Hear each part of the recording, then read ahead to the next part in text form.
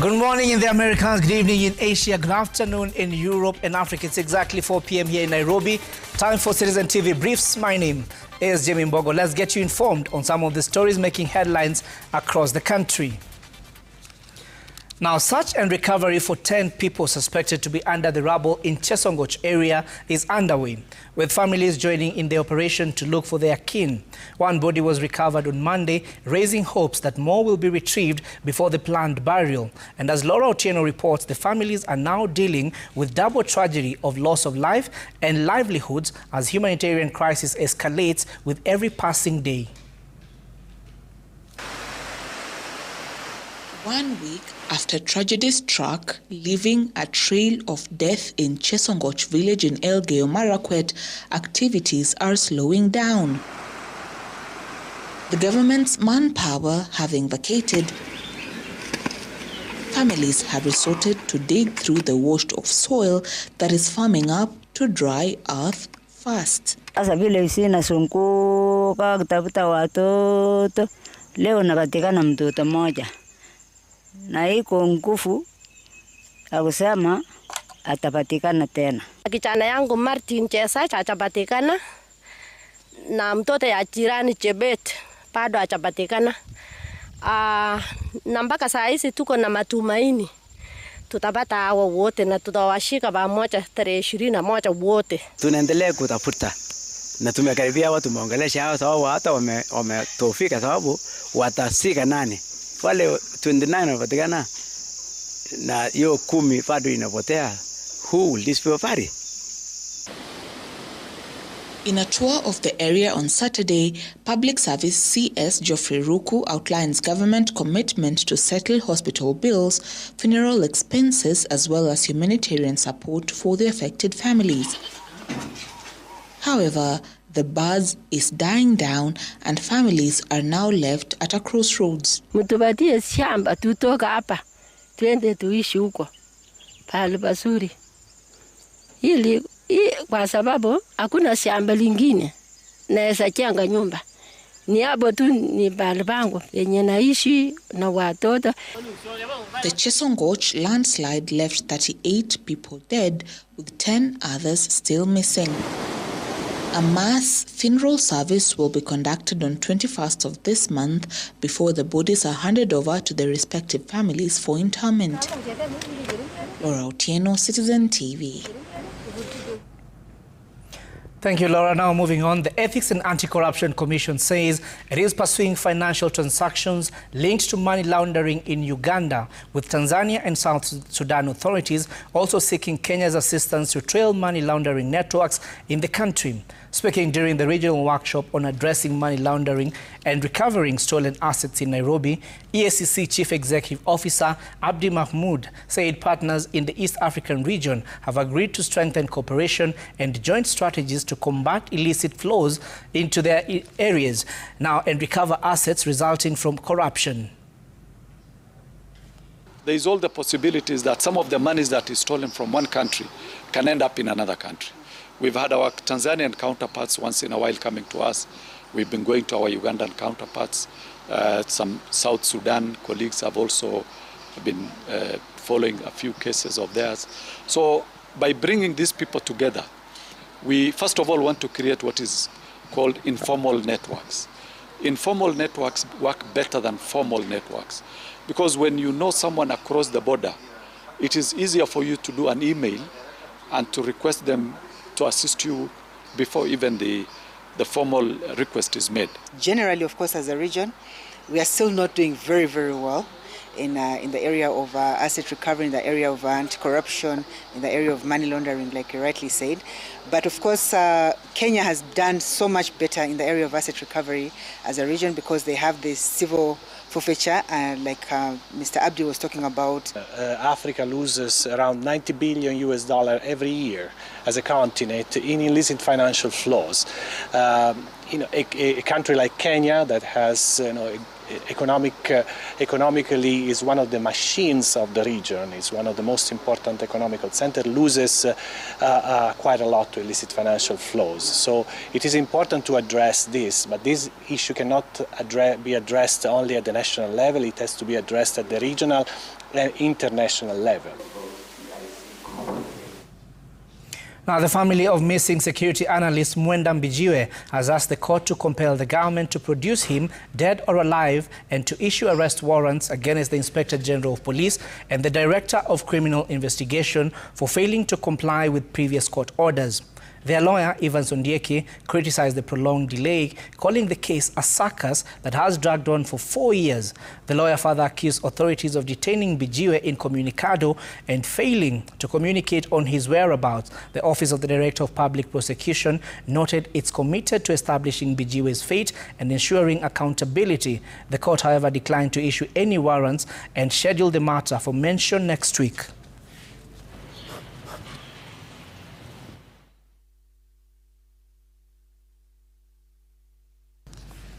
Now to some politics now, where the election campaigns in Malava constituency, Kakamega County, intensified with Kenya Kwanza Alliance team pitching camp in the constituency to drum up support for their broad-based candidate. Members of the Kenya Kwanza Alliance, led by the President's aide, Farouk Kibet, camped in Manda Shivanga to popularize David Ndakwa, the UDA parliamentary candidate. They promised more development projects in the area, including the improvement of road infrastructure. They said that only the government can bring development to the region and therefore urged the residents to vote overwhelmingly for Ndakwa to secure victory. Ndakwa will face off with Sales Panyako for the parliamentary seat. Na mimi kama jirani nitasimama na nyinyi. Na hao vijana ya Luandet bodaboda wamenipata, wamesema hii shule hii ya secondary school. Na nimesema Luandet Secondary School kwa ile mbio ya Chepsaita tuwapatie milioni 1 ndio watoto wasome. Kama ni mambo ya barabara, nitahakikisha ya kwamba mheshimiwa wenu Kivish akileta 10 kilomita, mimi naleta Kera, tunamaliza mambo ya barabara. Sawa. Nitahakikisha kama ni stima, last mile ikuje hapa, iangalishwe hapa yote round, na nihakikishe kwamba hiyo stima inaingia hata kwa nyumba ya nyasi. And from politics to education matters, where the Kenya Primary School Heads Association, KEPSHA, has entered its second day with education stakeholders, calling on the government to invest in modern technology and infrastructure to support the successful implementation of competency-based education. According to the head teachers and other stakeholders attending the conference, majority of public institutions are facing challenges in acquiring learning materials required under the CBE system. The heads of institutions say a number of teachers are yet to receive adequate training, particularly in areas related to technology. We are not very conversant. We're not happy because the roles that have been given to the leadership of KEPSHA has grown up, but the remuneration is a bit low. So it would be better that it is increased to catch up with the workload that we have. How will the learners in junior school choose power mechanism if they don't even know what it involves? So for us, we have found it necessary to actualize all those learning areas so that the learners can at least have an opening or a glimpse of what it entails, like marine and fisheries, aviation technology, business studies, power mechanics, building. All these are technical areas that we needed to actually expose the learners to, and that is exactly what we have done. So it's quite critical that learners to interact with these learning areas, especially where they have been actualized, so that they can make an informed decision. So we are aware of the trends of the young people and what they need, and we are trying as much as possible to meet that gap with them, so that when we mount these programs, it is something that is a perfect fit for the young people, for the JSS, for the senior secondary school. Like for this period, we don't want them to stay idle. We want them to take these courses, take meta courses, take ICDL courses, take courses that are generative AI right now, being the in thing.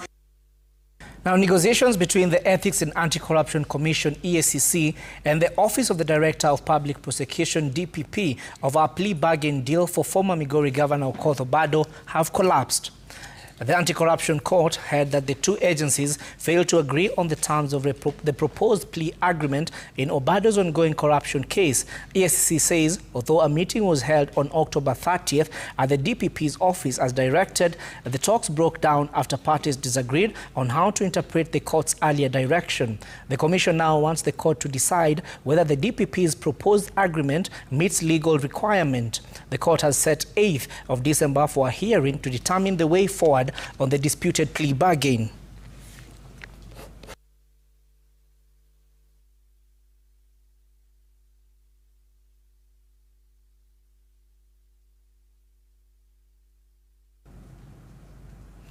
Former Kiambu Governor Ferdinand Waititu continues to face illegal challenges. Besides the graft case in which he was found guilty and sentenced, he now faces criminal case. Waititu, who is serving a sentence for corruption-related offences at Kamiti Maximum Prison, was charged over remarks he allegedly made in Kiambu County at Ruiru Stadium last year, September 29th. Comments that the prosecutors say were likely to provoke a breach of peace. The prosecution told the court that the remarks targeted groups including hustlers, market vendors, boda operators and clergy, and were meant to incite tension. The alleged conduct is said to have conflicted with Section 94(1) of the Penal Code. The court has set the matter for next week, with the Office of the Director of Public Prosecution pursuing the case as Waititu remains behind bars at Kamiti Maximum Prison.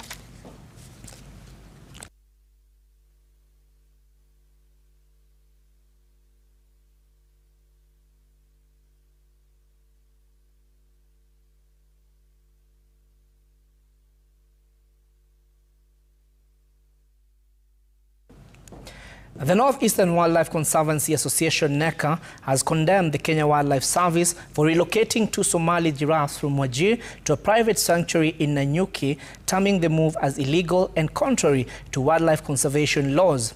NECA says the giraffes were being cared for by the community after their mothers were killed by poachers, adding that KWS did not involve the Wajir County government or conservation stakeholders before the relocation. NECA is now calling on KWS to return the giraffes to their natural habitat, provide a clear explanation for the decision, and strengthen wildlife protection efforts in the northeast part.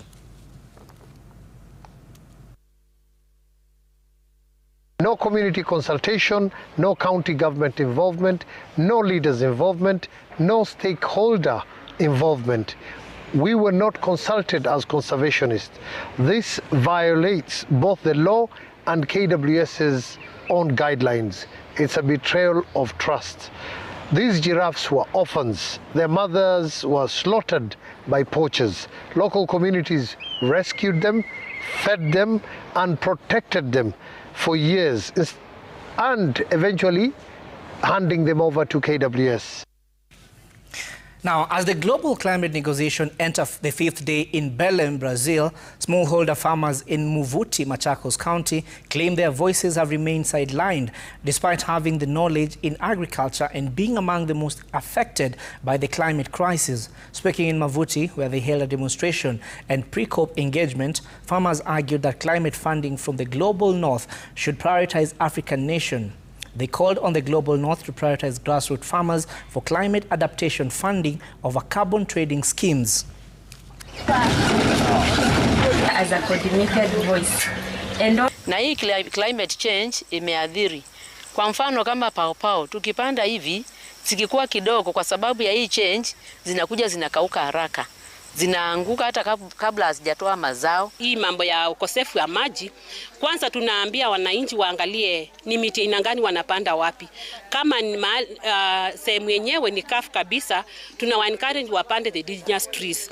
Kama ni kuna maji kidogo, tunawa-encourage wapande aina ya mitunda ama is exotic type of trees. And so we are bringing in agroecology as part of solution to the climate crisis. We know that agroecology is cheap because we are using locally available materials. For example, when you want to do composting, we just use the twigs that we get from the farm. You know, agroecology also brings different people together to share knowledge. We believe in indigenous seeds, and that's why we are also talking about the resilience of indigenous seeds. All right, and that's all we have for you at this hour on Citizen TV Briefs. More details will be coming to you later on at 7 and at 9 p.m., including details on the 25th ESC MSME Trade Fair that is currently going on here in Nairobi. Thank you for watching. My name is Jimmy Mbogo.